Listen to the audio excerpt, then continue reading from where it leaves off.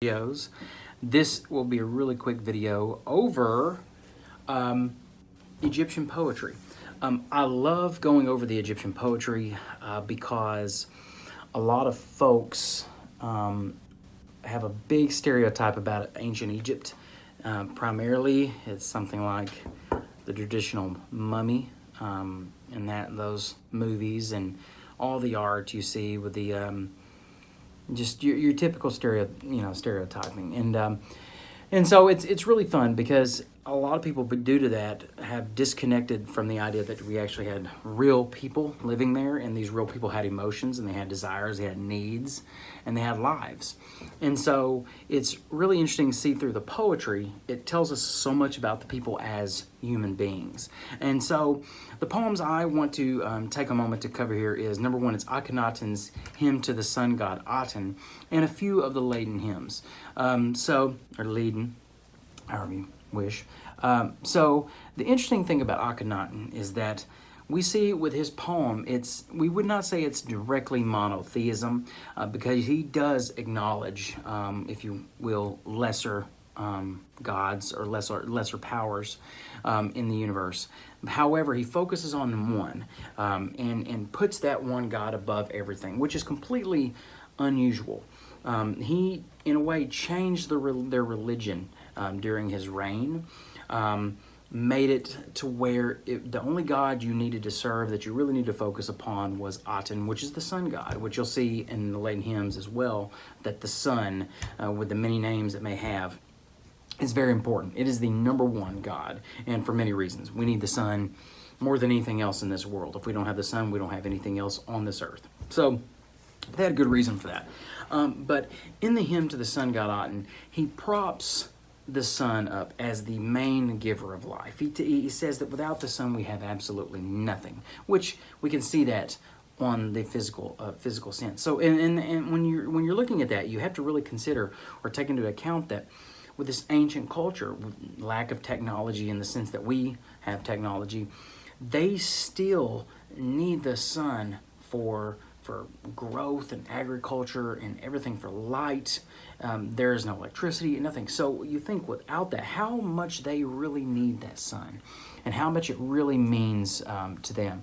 And so Akhenaten's poem put the sun above all. So we want to call it monotheism really right now, but still, just for that sake, let's say monotheism. We see that nowhere else right now except with the Hebrews and when we deal with the Torah, which we'll talk about in another video. Otherwise, other than the Hebrews, this is absurd. Even after he was gone, they kind of undid what he did and brought back their traditional religious aspects that he kind of pushed to the side or did away with, however you really want to kind of consider that. He really focused in the poem, like I said, upon the sun. But you'll notice also at the end, he puts himself in this idea of the Pharaoh being a god in a sense, as the one who, I would say, the arbiter in a way, the one true connection to Aten and so on. So he kind of gives himself that kind of power, which is very interesting there. But still, ask yourself as you're going through this, what is this poem telling me about them and about humanity? Just people, what we need, what they need, how can we connect to them? And it really shows you, especially as we move into the Laden hymns here, that they were human beings like us, and they had desires and needs and so on. And so when you look into poems in the Laden hymns like God is a Master Craftsman, what is that really saying? I know it's talking about God making things, but what is it telling us about them? And then we go, how splendid you ferry the skyways. Same with that poem there. What is it telling us about them? Obviously, we're talking about the sun going up and coming down and so on. In the days, in the beginnings in the Genesis, I'm sorry, I'm not looking at it right now, I'm twisting up the title, but when we're looking at those poems, what does it tell us about them? What is it really trying to get out about who they are? So read those and really connect on that level. Don't be just tied up with who's who all this Egyptian name dropping, and that's fine to look into. But your main question, what I would go into looking for here is, what is this trying to teach me about humanity, about us, about me? And that's the main thing. I want something that's going to tie back to me that I can apply into my life beyond just what the text is saying, okay? And I'm not even going into the beauty of the language, even though this is translation. Without even going to that, using the artistic ability of the language to convey these common thoughts is something that's what we love about literature.